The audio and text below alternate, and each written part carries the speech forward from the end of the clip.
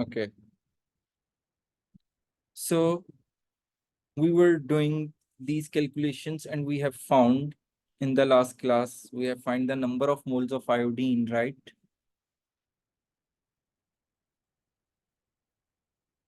Number of moles of iodine. Okay.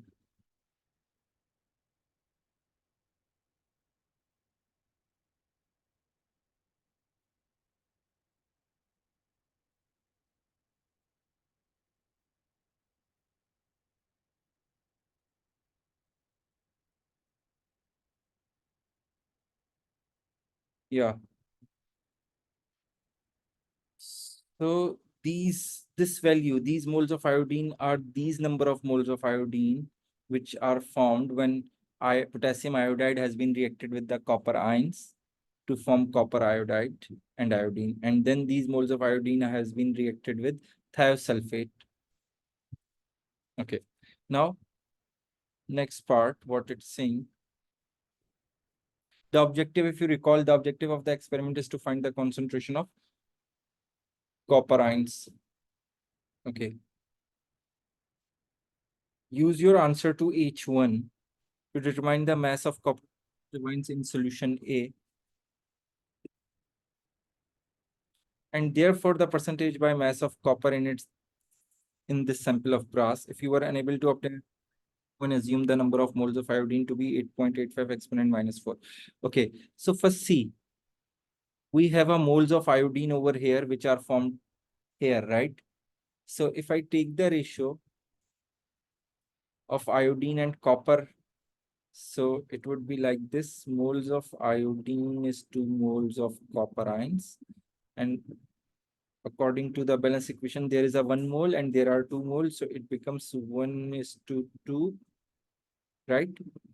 And if it becomes 1:2, then the moles of iodine are 8.25 exponent minus 4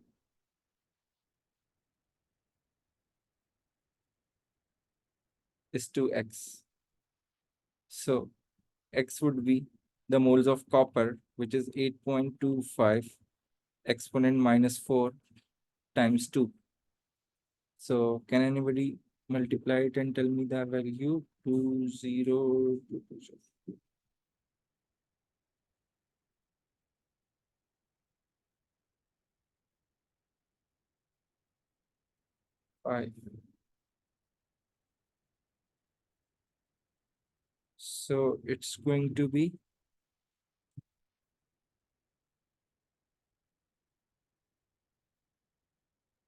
1.65 exponent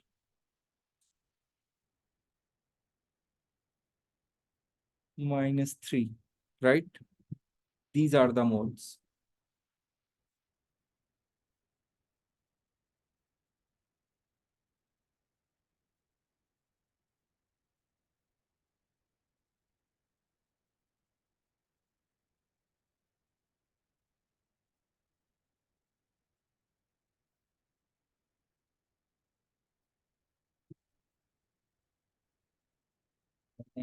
Please, some students.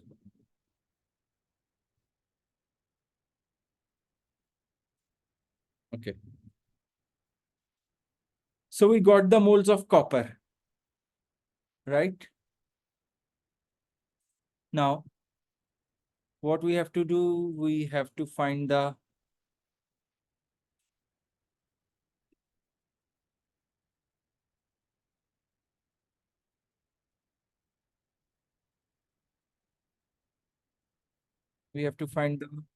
mass and then the percentage of copper, right?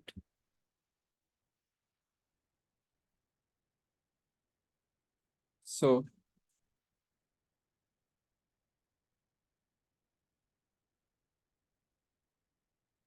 if you recall, if we move over here,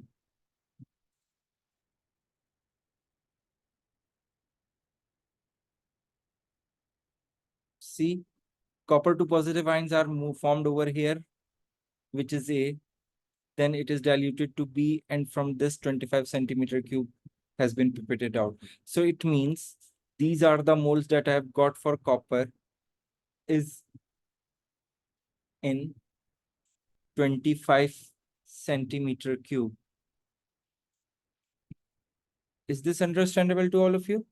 So if in 25 centimeter cube, we have 1.65 exponent minus 3 moles, then in 250 centimeter cube, there would be x moles, and in this time the x would be 1.65 exponent minus 2. So I got the moles. Now I have to find the mass. So mass is equals to moles times MR. So 1.65 exponent minus 2, and the AR of copper is 63.5. Yes, can anybody multiply them and tell me the answer, please?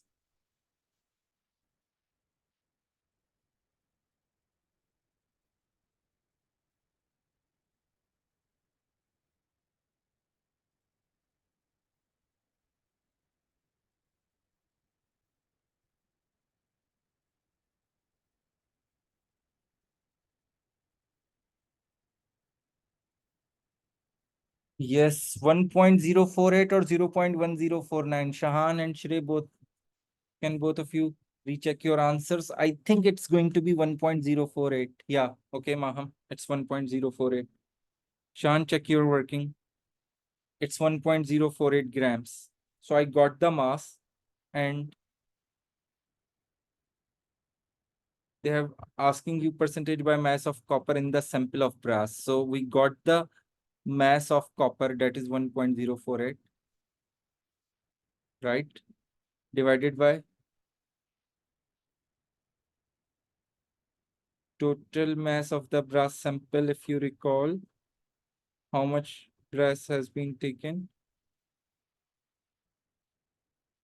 It's around 2 gram, right? No, here in 2 gram, but in experiment 2, where it is? Yeah, see, this is the mass. 1.88 gram of brass has been used. Yeah, okay, Shahan. So 1.88 multiplied by 100 will give me the percentage of brass.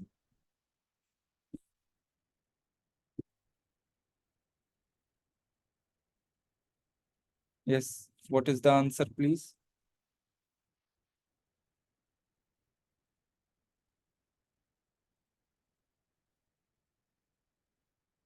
55.7%. Okay. A small percentage of silver is sometimes found in some brass alloys. Okay. In step 2, when concentrated nitric acid is added, silver metal is oxidized to silver ions. At the end of step 6, Ag positive ions no longer remain in the solution. Explain why. Yes, any clue? See, when we are reacting, some of the silver also is reacting with the uh, nitric acid, forming silver ions. But they are saying that in step 6, the silver ions no longer remain in the solution. So let's see what's step 6.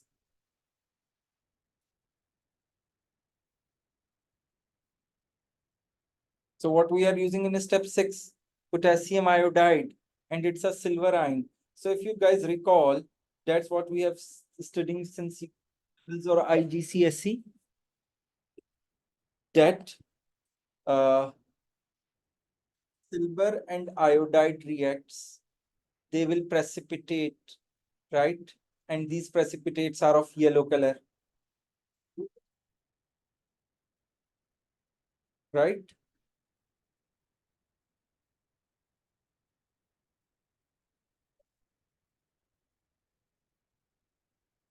So obviously, when we are adding in step 6, the potassium iodide, so the silver ions would be removed because they turns into a solid. They don't stay as an aqueous anymore. So that's what we are going to write over here. That silver ions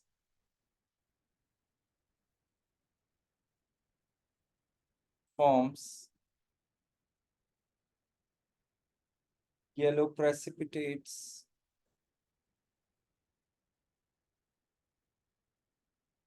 with iodide ions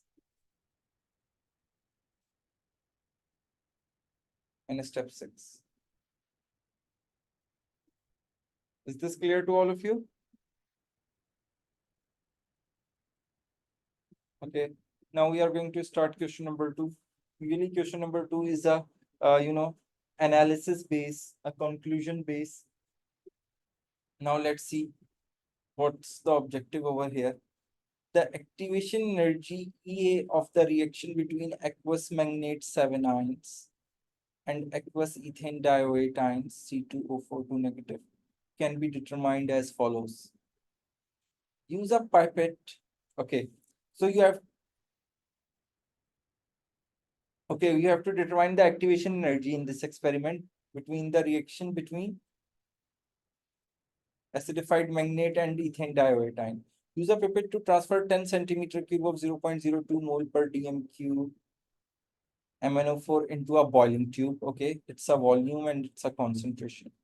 Use a second pipette to transfer 10 centimeter cube of 0.5 mole per dm cube ethane dioate ion into a second boiling tube. Okay, so here we got the volume and the concentration of ethane dioate.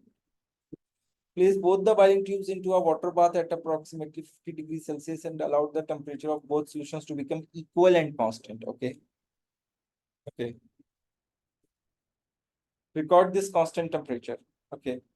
Pour C2O4 ethane dioate ions solution into the boiling tube containing a manganate solution and immediately start the timer. Continue to stir the mixture during the reaction. Okay. When the reaction finishes, stop the timer and record the time. Okay. Repeat the experiment at different temperatures and record the results.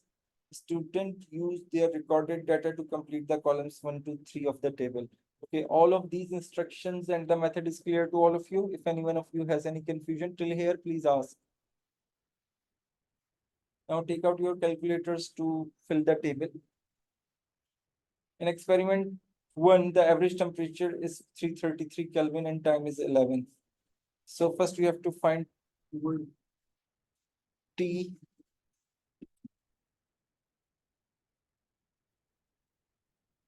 and then you have to find the log T. Okay, so here you have to over 333, right?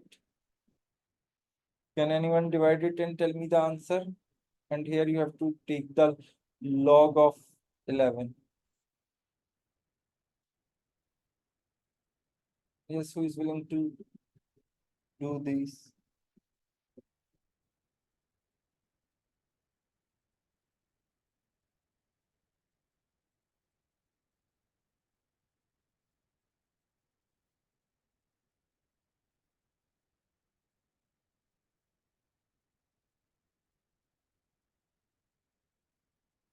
Okay, it's 3 exponent. 1 minute. It's 3 exponent minus 3. Okay, what is for the next one?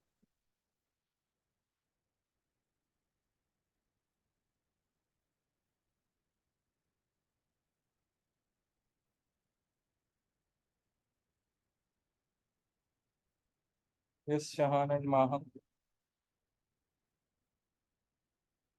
What's the next one? This one.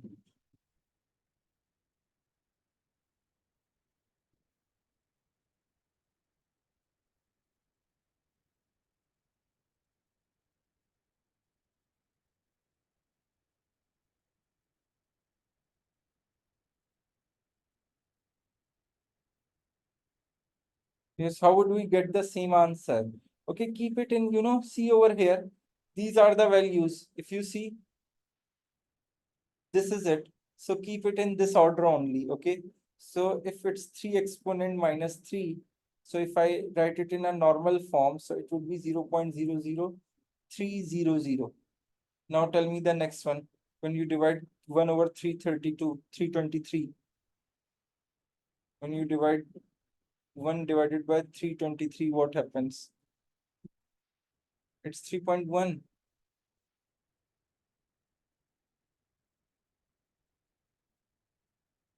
So it would be 0, 0,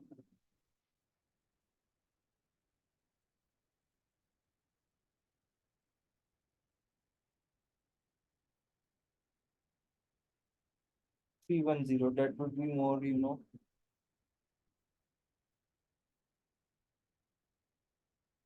Can you check it again? It's 321 divided by 323. Yeah, it's 959, right? If you divide it, so it would be round off to 0.310. Okay, now next one. It's 1 divided by 315. 1 divided by 315. So it's 0.00317, and after 7 it's 4. So there is no need to round off if I am leaving that 4. Okay.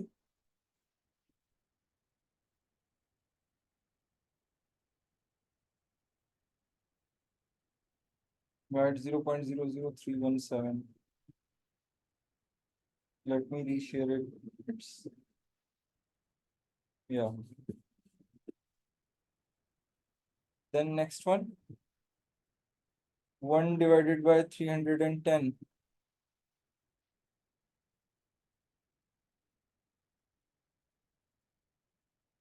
So it's 0.0032225, and it's 5, so it's 323. Yeah, very good. It's 323. Then 1 divided by 304. So it's going to be 0.00328nine. So 329. Yeah, very good. Shreyan Maham. Okay. Now you have to take the log t. It means log of this value. Yes. Tell me, please.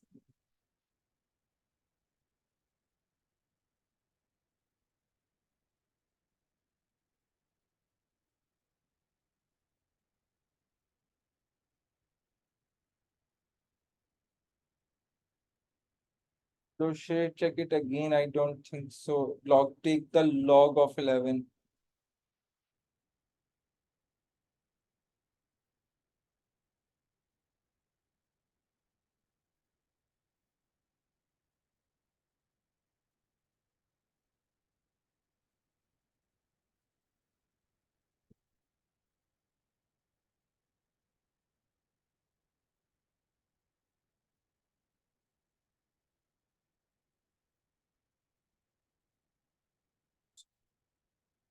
Yeah, it's 1.04 in my calculator. Can anybody confirm me?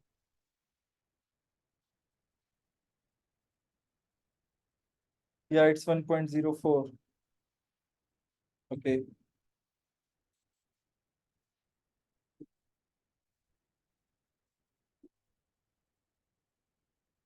So 1.04 over here. Next one.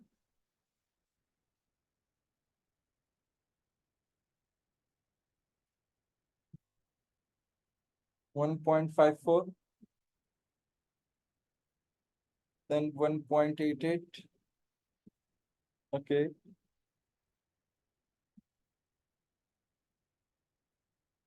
Then 2.16.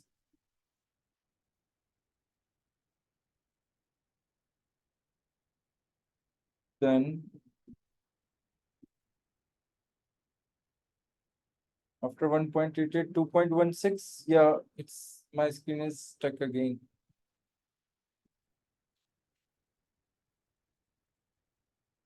After this 2.16, what will be the next? What is the next value?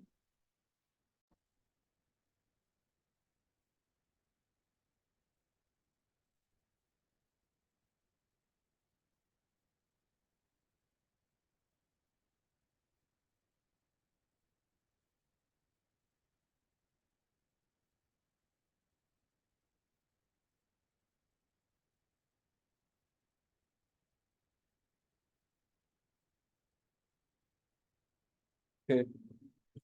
Yeah, now the last one. If you take the log of 284, what answer you will get?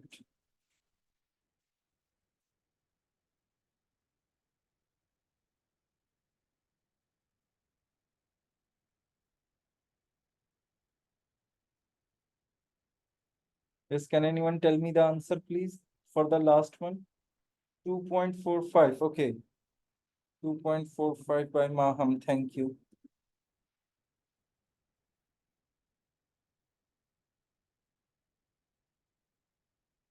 Okay. Now, what they are asking in the next part, an extra procedural step in the method is required in order to be able to calculate the average temperature of the reaction mixture throughout each experiment. State the extra procedural step that needs to be done.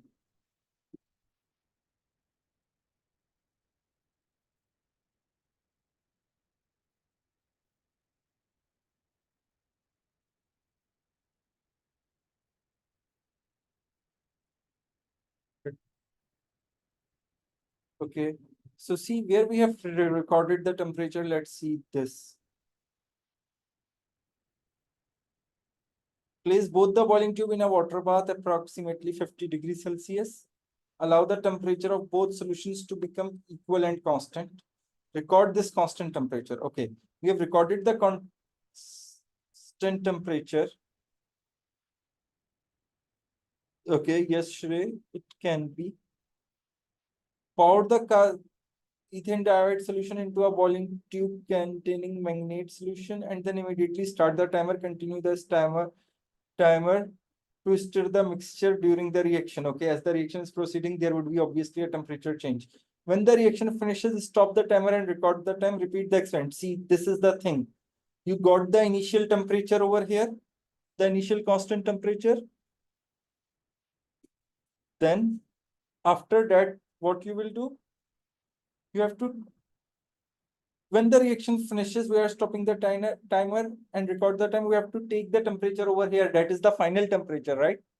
And then take the average of these two temperatures. Is this understandable? So we didn't record that temperature at the end. So record, or you can say the temperature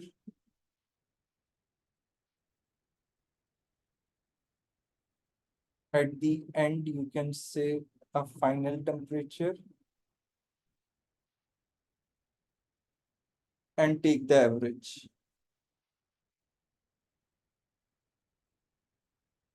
Okay.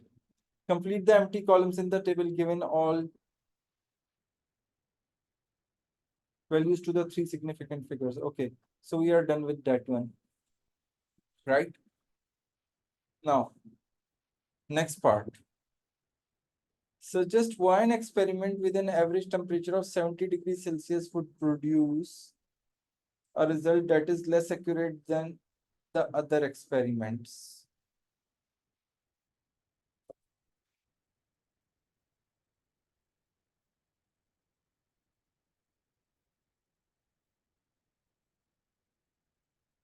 Okay.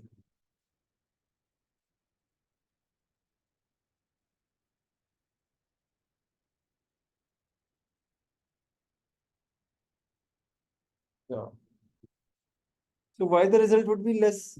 Yeah, very good, Shrey. Very little time. Obviously, see, as the temperature is 344 Kelvin. So see, we are getting even more greater than temperature. And the time over here is 11 seconds. So obviously the time would get even lower. So if the time, no, we can't write the term, human error. Instead, it's better to write the greater percentage error. So whenever the time gets short, the percentage error would get greater.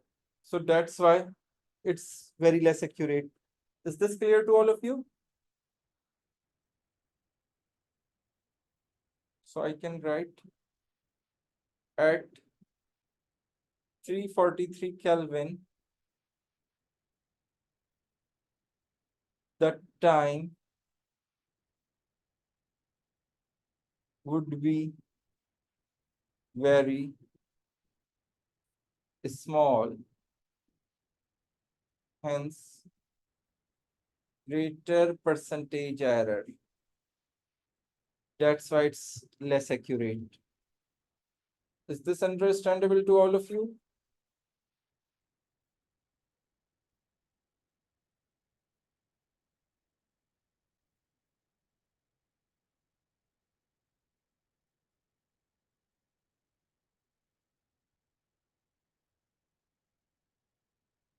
Okay.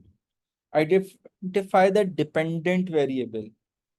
So we are changing the temperature, we are keeping the water bath. So the time is the independent variable. Sorry, the measure, the temperature is the independent variable because we are controlling it. And on that, at different temperatures, we are getting the different time. So the time is the dependent variable. Time is the dependent variable. So I'm going to write over here time. Is this understandable to all of you? If any one of you has any confusion till here, please ask. My screen is again stuck.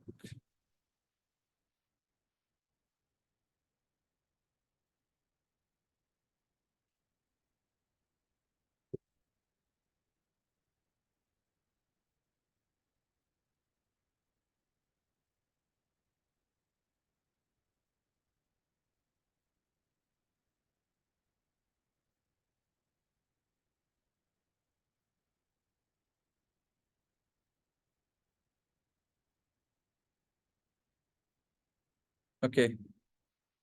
So till time it's clear to all of you. Now what they are saying. Plot a graph on the grid to show the relationship between log t and log of time and in reciprocal of a temperature. Use a cross to plot each data point. Remember, if it's not mentioned in a graph, you have to always place a cross, not dot. Okay. Draw a line of best fit. Okay. So at 0.003, it's 1.04. So it's 1.04. So it means this is, here it is 1.04, right?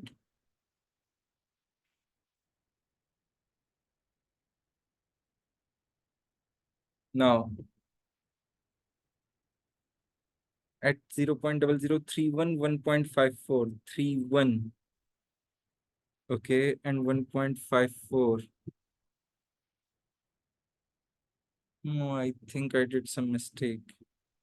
It's 1.04, right?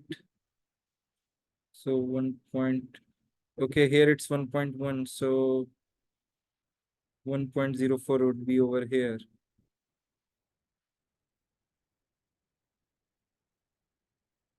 Yes.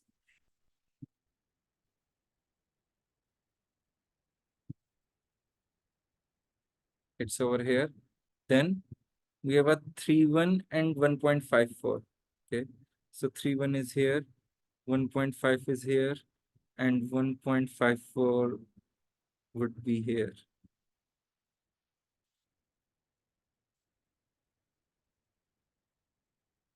We have to always put a cross, Vash. Yes, it's now see, isn't it? It's 1.04. So here we are getting 1.10 and here it's 1.00. So 1.04 would be over here, Shri. I hope now I made it correct. And why you guys, it's again stuck.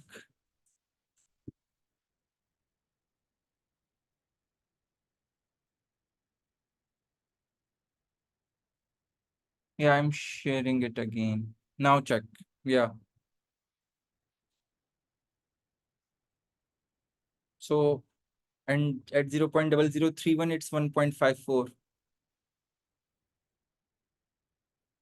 So see, it's 1.54 and 1.04. Okay. Then what we have? 317 and 1.88. 317, 315, 316, 17, 18, 19. So 317 and at 317 it's 1.88. So 317, 1. 8, 1.9. So 1.88 over here.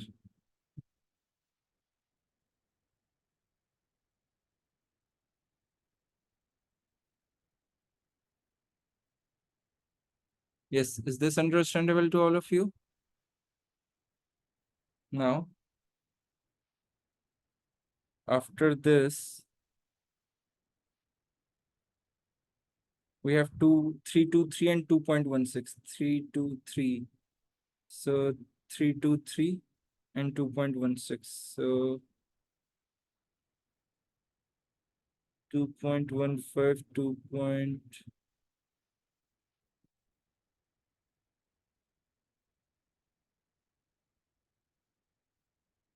2.16 would be over here.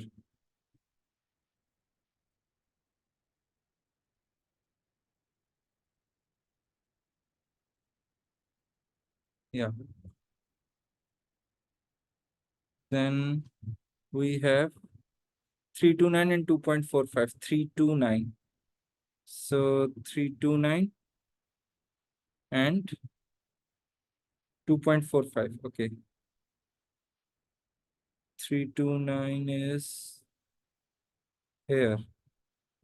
No, not here. It's this 2.4 and 2.5. So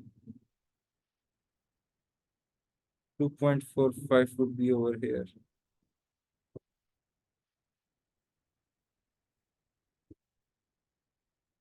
Yeah.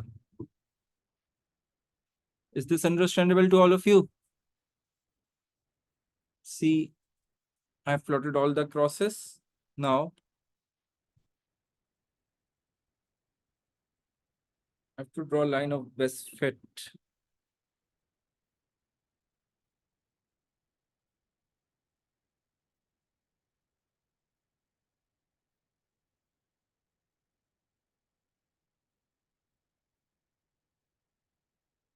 So, if you see, I am getting almost all the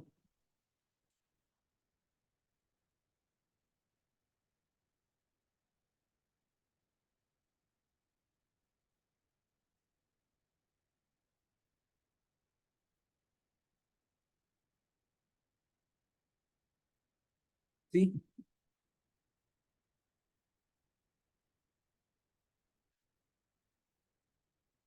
Okay. Now, the equation for the line of best fit is shown. Okay. R is 8.31 joules per mole per Kelvin. Use your graph to determine the gradient of the line of best fit. Okay. State the coordinates of both the points you used in your calculation. These must be from your line of best fit. Give the gradients to the three significant figures. Okay. So we can take any two gradients. So let me choose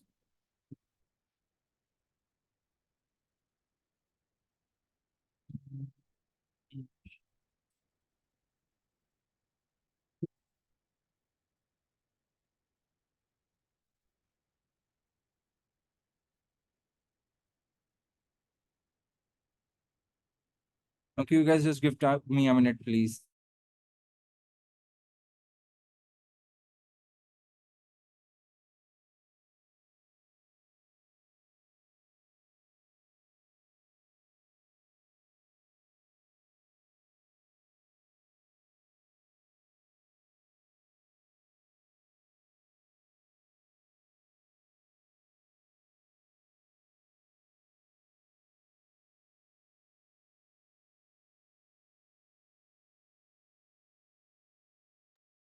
Okay.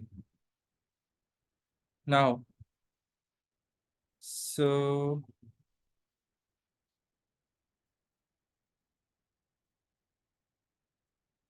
this one, it's 1.22, right?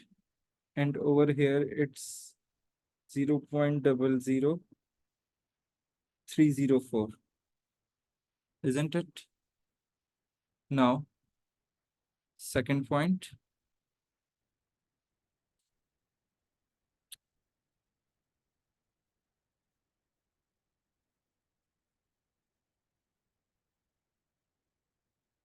Yeah,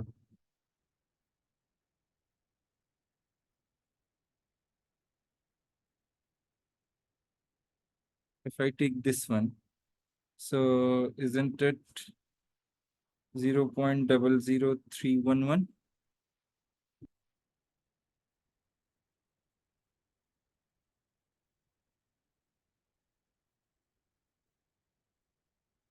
And over here, if we see, it's 1.5,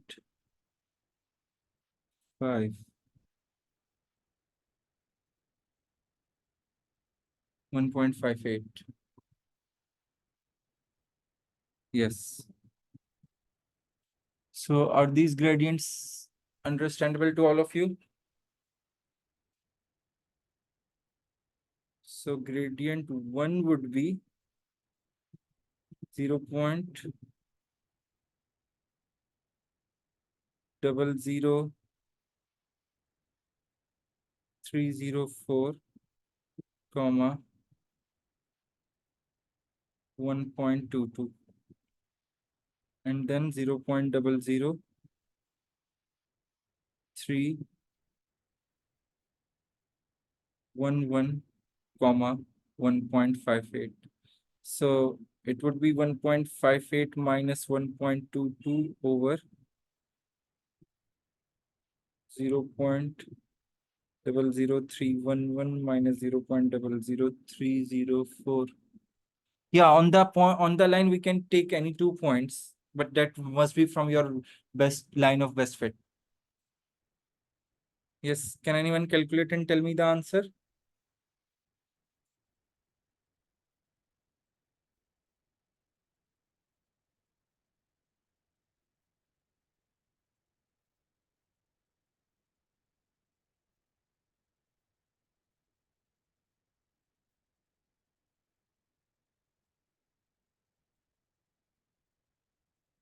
Yes, please.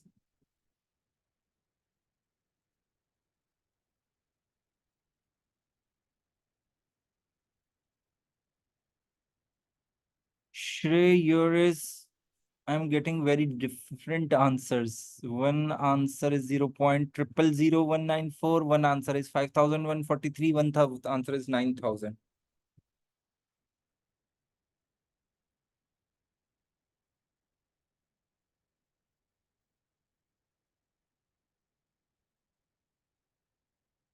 So 1.58 minus 1.22.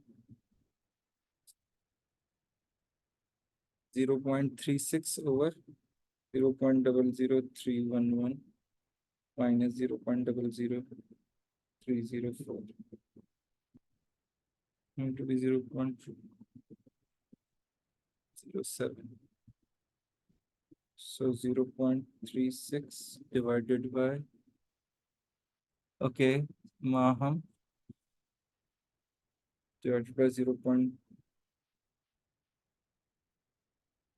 Yeah, it's 5,142.8. So 5,143.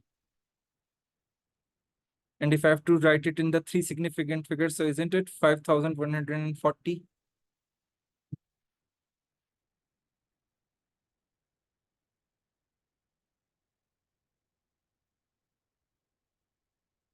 Determine the activation energy of this reaction. Okay, so this is the activation energy.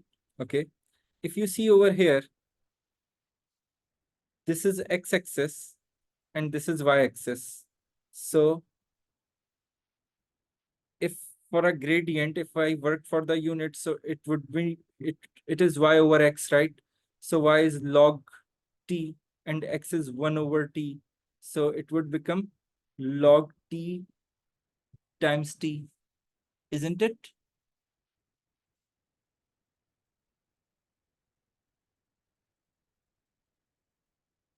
Yes, is this understandable to all of you?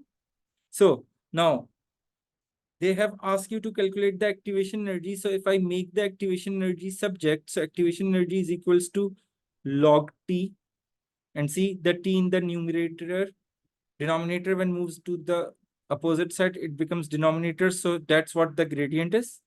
Then 2.303 times R, right? So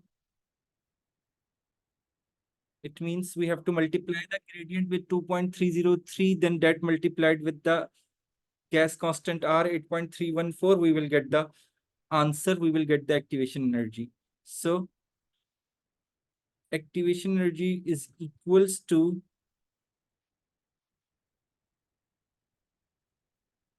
5140 times 2.303 times 8.314. So can anyone multiply it and tell me the answer?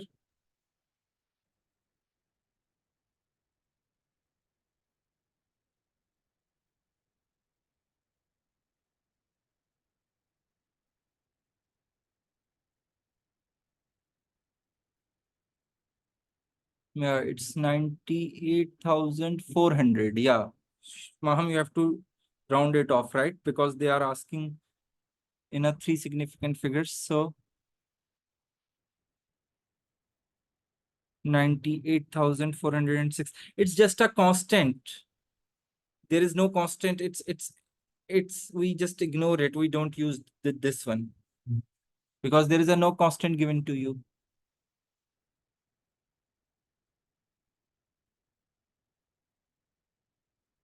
Okay. Now we have to identify the unit as well. So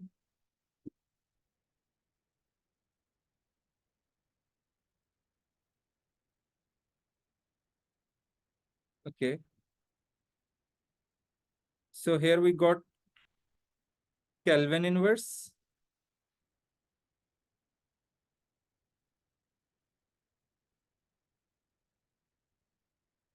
Right? And 2.303 has no unit.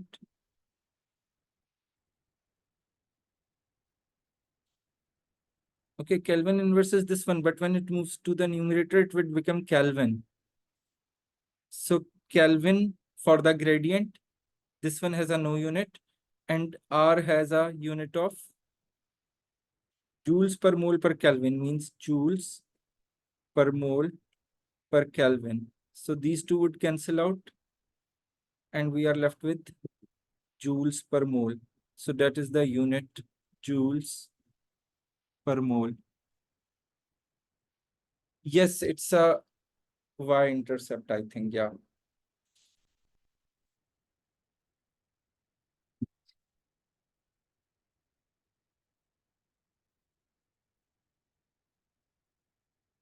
Okay, till here it's clear to all of you?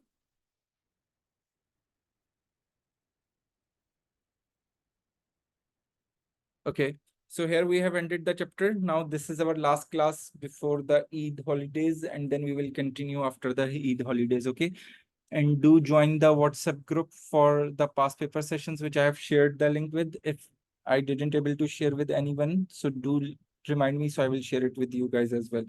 And now we will be communicating on that group for the past paper session classes, okay? Okay, take care, everyone. Goodbye and Allah Hafiz.